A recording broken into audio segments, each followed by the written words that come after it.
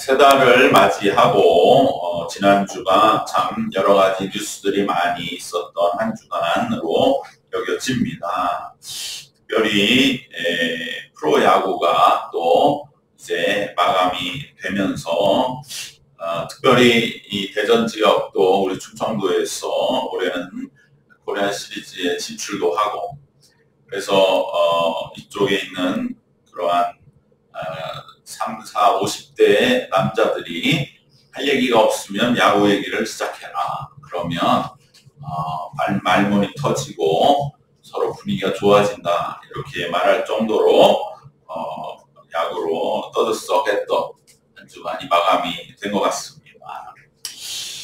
그동안 한화가 너무 못하다가, 그래서 항상 꼴찌 뒤에서 맴돌다가 이제 구장도 새로 짓고 한국 시리즈까지 진출하는 그러한 일들을 통해서 더 주목을 받은 것 같습니다.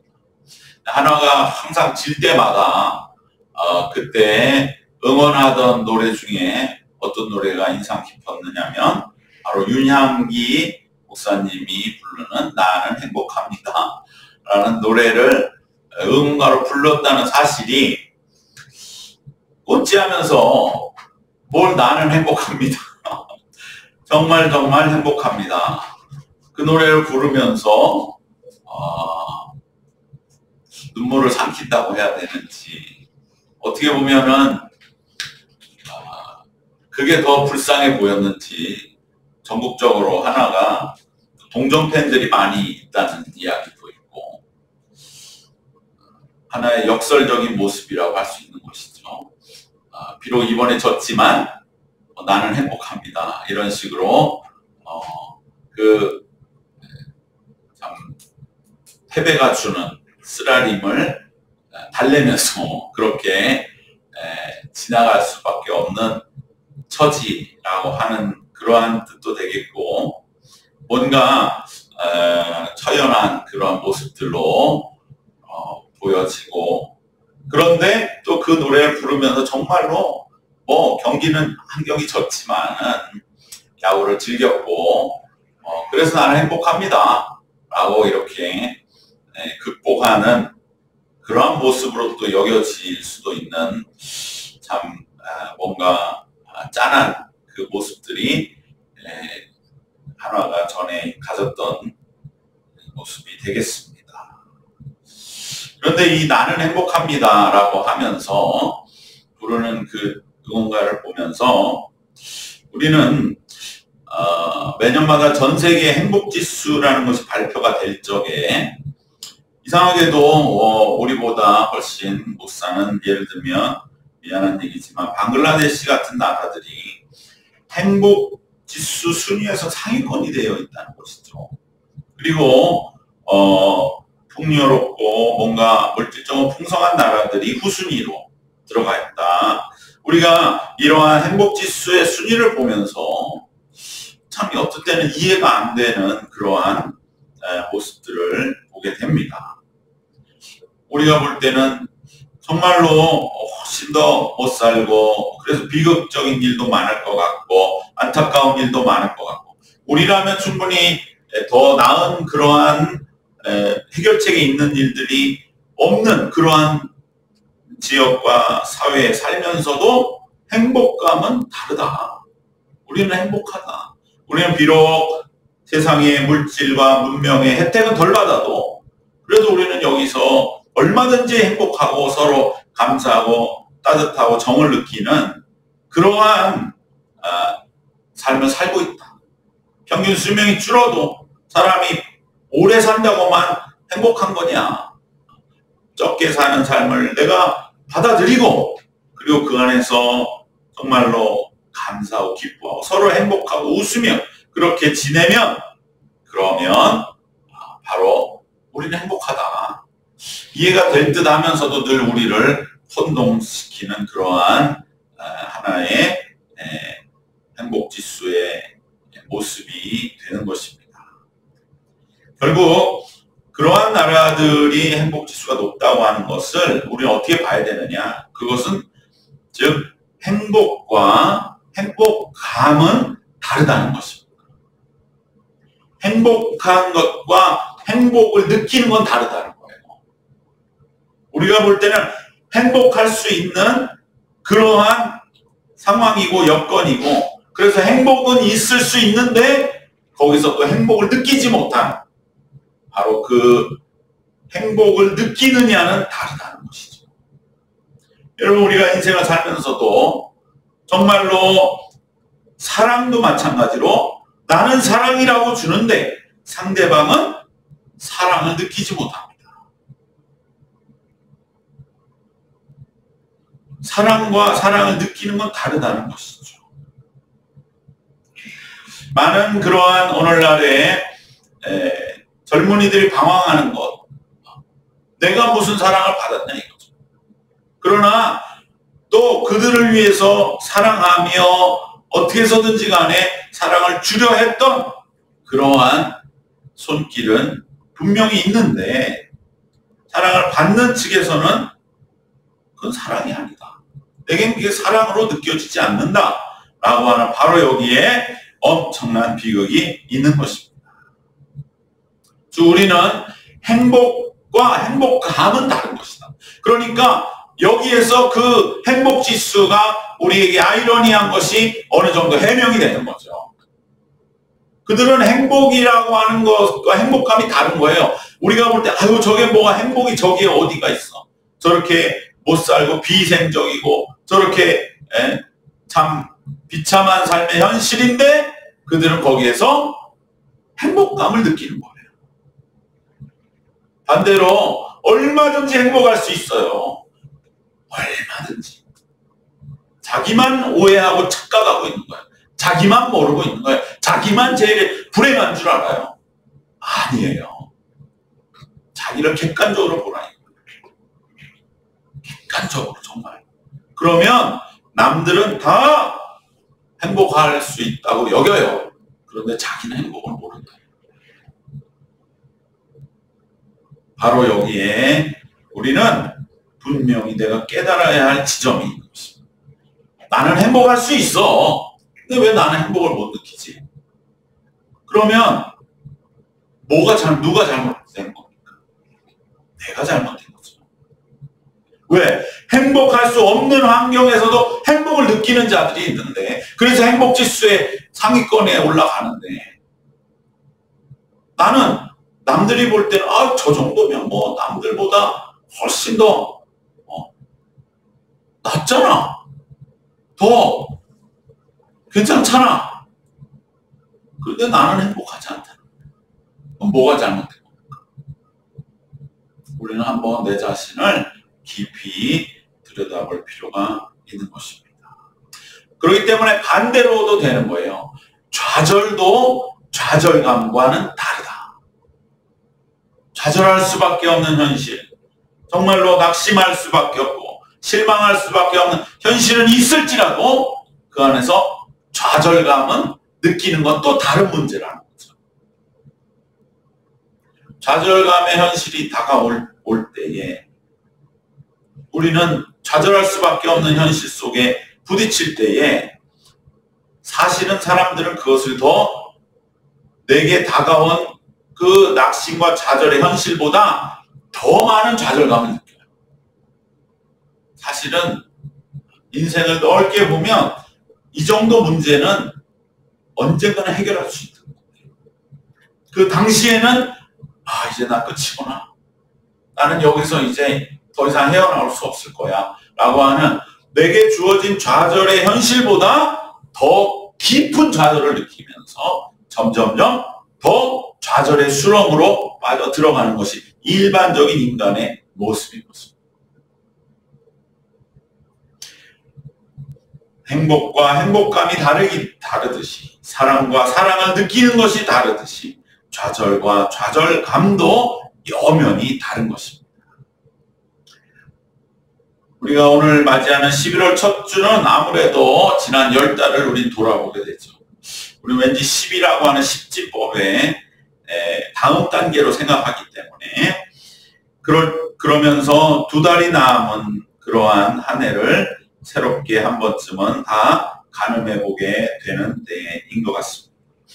한 해 10달을 지나며 살아온 시간들을 돌아볼 때에 뭔가 내가 자랑스럽고 보람되었다는 마음보다는 올해를 또 살면서 빈손이 아니었나라고 여겨지는 그러한 새삼스러움 또 민망함이 들기 쉬운 우리들에게 이제 남은 2달의 시간은 마지막 한 해가 빈손이 되지 않도록 마치 보너스와 기회를 받은 것 같은, 그래서 마지막 찬스로 여겨지는 것 같은 새로운 마음이 드는 이때인 것 같습니다. 우리는 살면서 우리가 이게 더 잘 될 것 같다고 하는 미래에 대한 낙관적인 마음을 가지며 살지만은 불현듯 우리를 찾아오는 낯선 손님 같은 마음은 무엇이냐? 오히려 뭔가 내 삶이 하루하루 열심히 살지만 뭔가 크게 바뀌는 게 있을까? 더 나아지는 게 있을까? 오히려 좌절스러운, 그저 근근히 하루하루 이렇게 살다가 마치는 게 아닐까 하는 좌절스러운 현실이 더 크게 우리의 마음을 때로는 한순간 이렇게 집어삼키는 그러한 마음과 심정을 갖게 되는 경우가 더 많은 것 같습니다. 더 심하게는 어떤 힘든 일로 인해 내 삶이 이제 새로운 국면을 맞이하는 그러한 때를 만날 때, 예를 들면 많은 직장인들이 이제 자신의 삶이 새로운 직장을 옮기는 그러한 상황 속에서 마치 삶의 때로는 골목으로 몰리는 것 같을 때 이러한 좌절감은 더욱더 우리의 영혼을 벌레 먹게 되는 것입니다. 바로 좌절적인 현실, 그것이 알게 모르게 우리의 마음을 굉장히 지금 갉아먹고 있다고 하는 것을 우리는 볼 줄 알아야 됩니다. 올 한 해를 이렇게 때로 나름 열심히 지냈지만 뭔가 더 좀 나아지는 게 없이 그냥 이렇게 겨우겨우 현실을 유지하다가 점점 내 육신과 삶은 더 쇠약해질 것이 분명할 적에 과연 우리는 어떻게 이러한 삶의 현실을 마주해야 하는가? 오늘 말씀은 바로 그러한 우리의 이 좌절의 마음, 좌절의 현실 속에서 오히려 사도 바울은 우리에게 나는 일체의 비결을 배웠노라. 그리고 그 일체의 비결은 모든 것을 내가 할 수 있다고 하는, 내게 능력 주신 자의 모든 걸 할 수 있다고 하는 그러한 일체의 비결이라고 바울은 우리에게 말씀해주고 있는 것이죠. 이 말씀이 나온 배경은 사도 바울은 이 빌립보서를 빌립보에 보내는 편지로 쓴 겁니다. 그러니까 빌립보 감옥을 우리는 생각하는데 빌립보 감옥이 아니고 이것은 빌립보에 보내는 편지이기 때문에 빌립보에서 쓴 게 아니라 바로 많은 이들은 이 편지가 에베소에서 썼을 것이다 라고 추측을 하고 있습니다.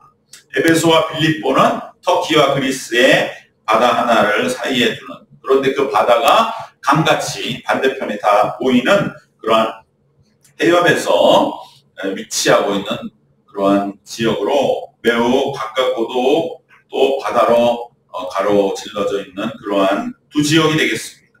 빌립보서 1장 12절 14절에서 바울은 갇힌 자 된 나를 의 모습이 오히려 복음 전파에 또 좋은 기회가 되었다고 말씀하는 것을 볼 때에 이 빌립보서를 에베소에서 썼는데 그때는 에베소에 또 감옥에 갇혀 있을 때 이 편지를 쓴 것이다 라고 하는 것을 우리는 볼 수가 있습니다.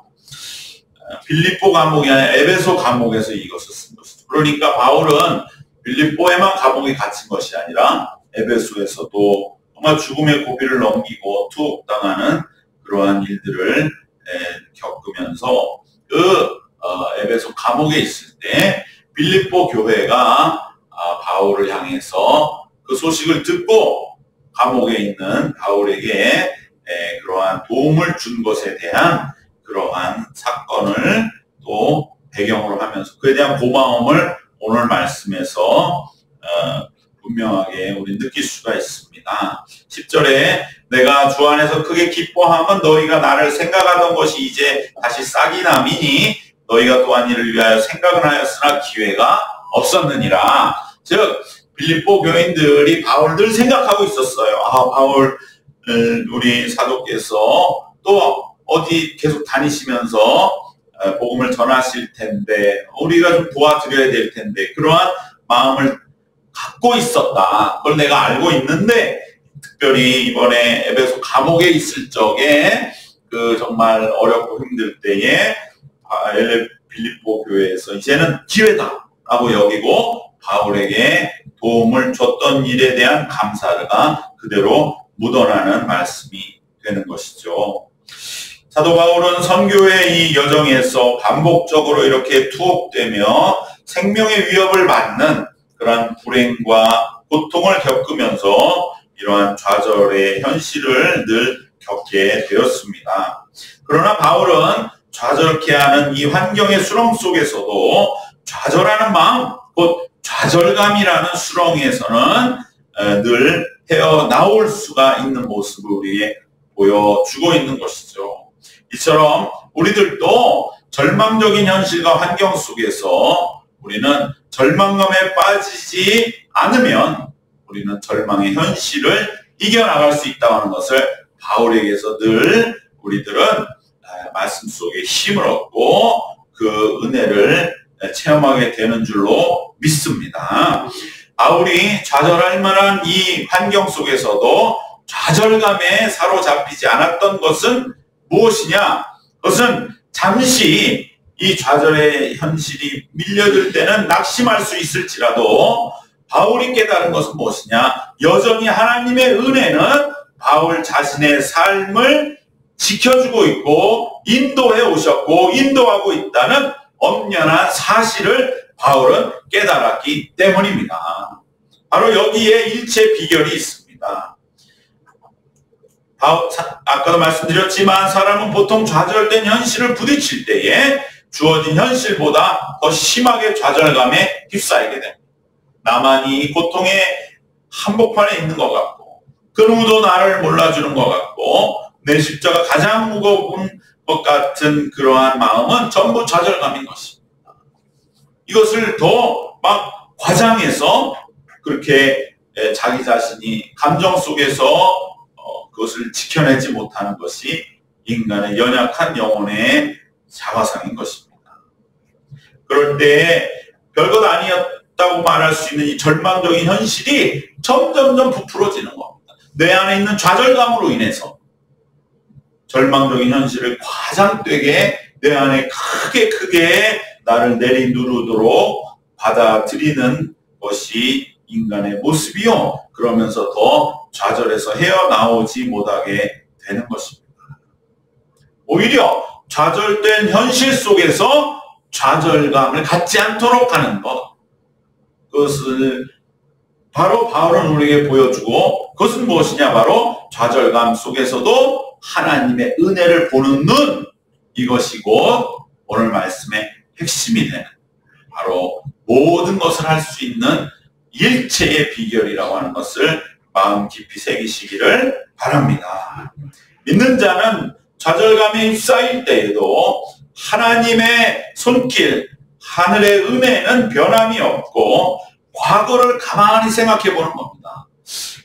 그때에 하나님은 나를 여전히 은혜로 내가 그 당시는 깨닫지 못했지만 나를 인도하고 지켜주고 계셨어. 그러니까 지금은 내가 도저히 그 은혜를 깨달을 수 없는 현실의 이 무게감 속에 있다 할지라도 지금도 하나님의 손길은 여전히 나에게 변함이 없다고 하는 것을 깨닫는 것입니다. 지금의 내 좌절된 현실과 상관없이 바로 하나님의 은혜는 여전히 나에게 지금도 내리고 있다고 하는 것은 객관적인 사실이라 이 말이에요. 내 감정과 상관이 없는 좌절감이든 때론 내가 높아지는 마음 그것과 아무 상관없이 하나님의 은혜는 여전히 객관적으로 우리의 뒤에서 변함없이 지금 일하고 계시다는 것 바로 이것을 마음에 새길 때에 우리는 어떠한 감정이라도 사로잡히지 않게 될 줄로 믿습니다. 우리는 바울처럼 낙심되거나 좌절되는 환경 속에서도 변함없이 나를 지탱해 주시고 인도하고 계시는 하나님의 손길을 봐야 할 줄로 믿습니다. 당장의 눈앞에 다급하고 절망적인 환경에만 시선과 마음을 빼앗기지 말고 우리는 하늘을 향해 고개를 들어 하나님의 일하심을 볼 줄 알아야 합니다. 바로 이 은혜를 보게 하는 데 있어서 빌립보 교회의 그 바울에 대한 이 도움은 하나의 계기가 됐습니다. 그 도움이 바울에게 전해졌을 적에 빌립보 교인들의 손길을 통해 하나님이 은혜를 내게 주시는구나. 빌립보 교회의 그 손길이 하나님의 손이구나. 이것을 통해서 바울은 고난 중에 은혜의 깨달음의 계기로 여길 수 있었죠. 징검다리로 지렛대로 여길 수 있었지만 그 속에서 궁극적으로는 하나님의 은혜는 내가 지금 이 에베소 감옥에 갇혀서 좌절하고 다시 한번 절망할 수밖에 없는 현실에 있지만 하나님의 은혜 속에 여전히 살아있구나. 이것을 사도 바울은 보게 되고 깨닫게 된 줄로 믿습니다. 그러기에 바울은 이제 자족할 수가 있는 거죠. 감옥에 있으면서도 하나님의 손길은 여전히 나를 향해 있구나 라는 것을 깨달을 때에 이제 감옥의 현실은 바울에게는 불만족스러운 것이 없는 자족할 수 있는. 그래 내가 비록 이 감옥에서 정말 비참한 현실의 한복판에 있을지라도 하나님의 은혜는 여전히 나에게 지금 내리고 있다. 하나님의 손길은 여전히 나를 붙잡고 계시다고 하는 바로 그 분명하고 객관적인 사실을 깨달을 적에 자족하게 되는 것이죠. 이것은 억지스러운 게 아니에요. 고난 중에도 그냥 내가 참고 견디면서 이를 악물고 나는 행복합니다. 이게 아니라 이 말이에요. 오히려 하나님이 나를 여전히 은혜 속에 붙잡고 계시다고 하는 것을 깨닫고 확신하게 되니까 자족함이 임한 줄로 믿습니다. 그럴 때 하나님은 나를 여전히 버리지 않으셨구나. 지금의 현실도 하나님이 내게 주신 현실이구나. 그리고 이 고난을 지나면 우리는 주님이 주시는 열매를 맺게 되겠구나 라고 바울은 이제 깨닫게 되었을 적에 현실 속에 자족할 수가 있게 된 것입니다.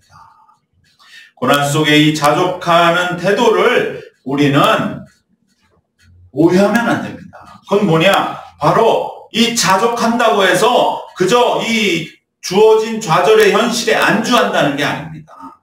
그냥 계속 감옥에 머물러 있으면 나는 행복합니다. 머물러 있겠다는 모습이 아닌 것입니다. 여기서 우리는 헷갈리지 말아야 됩니다. 자족하는 태도가 결코 좌절 속에 안주하거나 머물러 있겠다는 모습이 아닌 것입니다. 오히려 이 자족하는 자세는 진정 더 좌절하지 않겠다. 내가 이제 조금씩 고난으로부터 벗어나게 하는 지름길인 것입니다. 좌절하면서도 원망과 불평에 사로잡혀 있는 사람이 좌절과 정말 맞서고 싸우고 이기고 그래서 좌절을 극복하려는 의지가 가득한 것처럼 보이지만 오히려 좌절 속에 원망과 불평하는 모습에 잡혀 있으면 진정으로 좌절에서 헤어나올 길은 먼 길을 가고 있는 겁니다. 그 사람의 왜냐하면 그 좌절된 현실을 여전히 제대로 보고 있지 못하기 때문에 자신의 원망과 불평에 사로잡혀서 현실 파악을 못하고 있는 거예요, 사실은. 그러니 어떻게 거기서 그 현실로부터 벗어날 수가 있겠습니까? 오히려 고난 속에 자족할 때, 그래, 하나님의 은혜는 여전히 나에게 변함없으셔 라고 하는 진정한 고백 위에 설 때에 비로소 주어진 현실이 정확하게 눈에 들어오게 됩니다. 어떻게 극복해야 할지 길이 보이기 시작합니다. 비로소 고난을 극복하기 시작하는 길로 들어서게 되는 것입니다. 바로 이런 사람에게는 어떤 고난과 좌절도 극복하지 못할 것은 없습니다. 그러기에 모든 것을 할 수 있는 겁니다. 바울이 말한 어떤 고난이라도 극복할 수 있는 일체의 비결은 바로 이것을 뜻합니다. 어떤 고난이라도 극복할 수 있는 자는 곧 모든 것을 할 수 있습니다. 주어진 곤고한 현실을 하나님의 인도하심과 은혜로 깨닫는 믿음이 있는 자입니다. 이러한 믿음을 주신 하나님 안에 있는 자, 내게 능력 주시는 자 안에 있는 바로 그 사람은 어떠한 고난이라도 극복하는 일체의 비결을 지니게 되므로 모든 것을 할 수 있다고 선언하게 됩니다. 오늘 우리의 삶의 현실 속에서 10달을 살아가면서도 여전히 우리 마음에 어떻게 보면은 밑자락에 깔려있는 그러한 현실, 낙심되게 여겨지는 그러한 모든 일들 앞에서도 우리는 변함없으신 하나님의 은혜를 보는 눈, 바로 그 눈을 고개 들어 하늘의 하나님을 바라보면서 우리 마음의 객관적인 사실, 이것은 내 삶과는 상관없는 것이다. 바로 하나님의 은혜는 객관적으로 오늘 또 우리의 삶에 진정으로 손 내밀고 계시다고 하는 사실을 우리는 분명하게 받아들일 때 우리는 모든 것을 할 수 있는 일체의 비결을 가진 자가 될 줄로 믿습니다. 바로 이 은혜로 바울처럼 비록 하나님의 일을 하다가 감옥에 갇히는 시련과 좌절 속에서도 담대하게 주어진 길을 걸어가는, 그래서 모든 것을 할 수 있다고 세상에 외치며 선언하며 주님의 길을 걸어가는 성도님들이 다 되시기를 주님의 이름으로 축원합니다. 기도하겠습니다. 사랑의 하나님, 감사합니다. 10달을 보내고 이제 주님이 주신 2달을 맞이하는 이때에 우리의 마음에는 내일에 대한 꿈과 용기와 희망과 함께 또 마음 한구석에 좌절과 낙심의 마음을 또한 느끼면서도 오히려 우리는 그것이 누구에게 들킬까봐, 또 그것이 내 자신을 더 초라하게 만들까봐 오히려 진정으로 해결함의 길을 가지 못하고 감추고 그저 그러한 것은 나와 상관없는 것처럼 보이려 하는 그 연약한 우리의 마음들을 주님, 진정 우리 속에 여전하신 하나님의 은혜를 진심으로 우리가 마음에 체감하고 체험하고 깨닫고 객관적인 사실 위에 굳건히 섬으로 인하여 우리는 진실로 이 모든 것을 이기는 일체의 비결을 가진 자들이 되게 하여 주시옵소서. 그리하여서 우리들 모두가 진정 어떠한 환경과 현실 속에서도 진정으로 모든 것을 이기는, 그래야 모든 것을 할 수 있는 능력을 가진 자로서, 일체의 비결을 가진 자로서 굳건하게 서는, 그리하여 진정으로 이 모든 상황들을 한 걸음 한 걸음 이겨나가는 믿음의 사람들로 인도함 받게 하여 주시옵소서. 주님 인도하시고 이끄신 믿사옵고 우리 주 예수님의 이름으로 기도드리옵나이다. 아멘.